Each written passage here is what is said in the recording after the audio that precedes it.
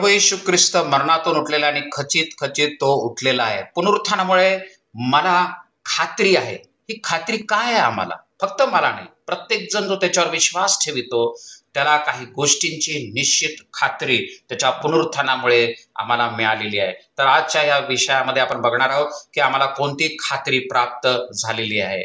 इफिसियन्स पत्र 1 अध्याय 19 आणि 20 वचनामध्ये असं म्हटलेलं आहे, आणि जे आपण विश्वास ठेवणारे त्या आपणाविषयी त्याच्या सामर्थ्याचे अपार महत्त्व ते काय हे तुम्ही त्याच्या बलशाली पराक्रमाच्या कृतीवरून ओळखून घ्यावे. त्याने तीच कृती ख्रिस्ताच्या ठायी दाखवून त्याला मेलेल्यातून उठविले. तो मेलेल्यातून उठविला गेलेला आहे. प्रियानो, पुनरुत्थानानंतर येशू ख्रिस्त ज्या लोकांना भेटला, एक तर ते घाबरलेले होते, निराश होते किंवा अभिवचन विसरलेले होते. काय आज तुमची तशी परिस्थिती आहे का की तुम्ही येशू ख्रिस्तावर विश्वास ठेवलेला, तुमचं तारण झालेलं आहे, परंतु परिस्थितीमुळं तुम्ही घाबरलेला आहात, तुम्ही निराश झालेला आहात आणि त्या निराशेमध्ये तुम्ही देवाचे अभिवचन विसरले आहात, पवित्र आत्म्याने दिलेले अभिवचन तुम्ही विसरलेले असाल. परंतु आज तुम्हाला पुन्हा आठवण करून देऊ इच्छितो की तो मेलेल्यातून उठलेला आहे आणि या स्थितीमध्ये तो तुम्हाला काही गोष्टींची खात्री देतो.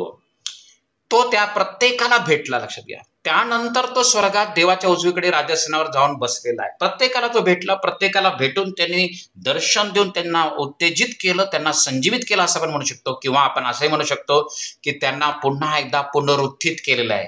आणि कारण का तो जिवंत आहे आणि राज्यस्थानावर बसलेला आहे, म्हणून पुनरुत्थानामुळे आम्हाला खात्री आहे की तो कोणतीही भिंत भेदून माझ्यापर्यंत पोहोचू शकतो. योहान 20:19. येशू ख्रिस्ताच्या मरणानंतर शिष्य घाबरून त्यांनी स्वतःला एका खोलीमध्ये बंद करून घेतलं, परंतु पुनरुत्थित गौरवी येशू त्यांच्या त्या खोलीमध्ये त्यांच्यामध्ये अचानक प्रगट झाला आणि तो त्यांना म्हणाला की तुम्हास शांती असो. कोणतीही भिंत किंवा कोणतंही अडखळण प्रभू येशूला रोखू शकलं नाही त्याच्या शिष्यांपर्यंत पोहोचण्यासाठी.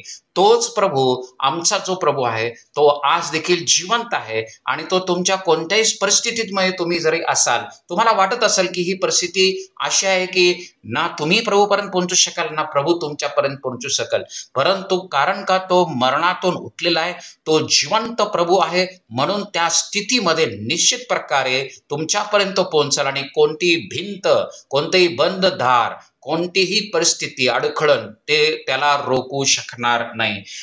पुनरुत्थानामुळे मला खात्री आहे की तो माझ्या पापांची क्षमा करेल. ज्यावेळेस प्रभू येशू ख्रिस्ताचं पुनरुत्थान झालं तर थोमाने विश्वास ठेवला नाही. तो म्हणाला की जोवर मी बघत नाही, मी हात लावत नाही जखमेला, तोपर्यंत मी विश्वास ठेवणार नाही. योहान 20:24-25 मध्ये तुम्हाला हे वाचायला मिळेल.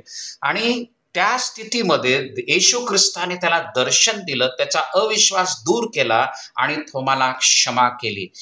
तो क्षमा यामुळे करू शकला थोमाला कारण तो जिवंत आहे. लक्षात घ्या, फक्त तो मेला असताना पुन्हा उठला नसता तर कशा तो त्याला क्षमा करताच आली नसते. 1 कोरिंथ 15:17 मध्ये असं म्हटलेलं आहे, आणि ख्रिस्त उठविला गेला नसेल तर तुमचा विश्वास निष्फळ आहे, तुम्ही अजून आपल्या पापातच आहात.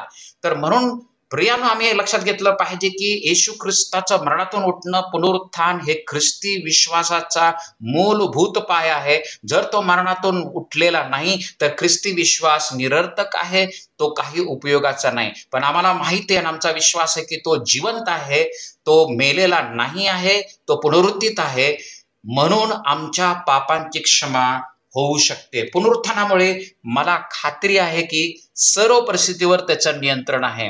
येशू ख्रिस्तावरती प्रेम करणाऱ्या ज्या स्त्रिया होत्या, रूढी परंपरेप्रमाणे त्यांनी सुगंधी द्रव्य घेऊन ते कबरेकडे गेले आणि त्याच्या शरीराला सुगंधी द्रव्य रीती परंपरेमध्ये लावण्यासाठी ते जात असताना त्यांच्या समोर एक समस्या होती, आणि ते म्हणजे कबरेवरील धोंड कोण बाजूला काढल.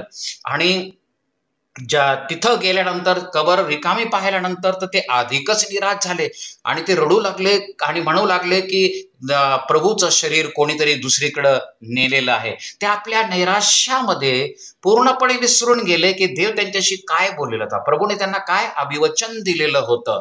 आज तुमची स्थिती जर तशी आहे की बाबा माझी परिस्थिती इतकी कठीण झालेली आहे की ती आता सर्वांच्या नियंत्रणाबाहेर गेलेली आहे, देव पण आता याच्यात काय करू शकणार नाही, तर तुम्हाला सांगू द्या, तुम्ही हा विचार करत असतानाच तुमच्यासाठी येशूने त्याच्या सामर्थ्याद्वारे ती धोंड सरकवलेली आहे आणि तो उठलेला आहे.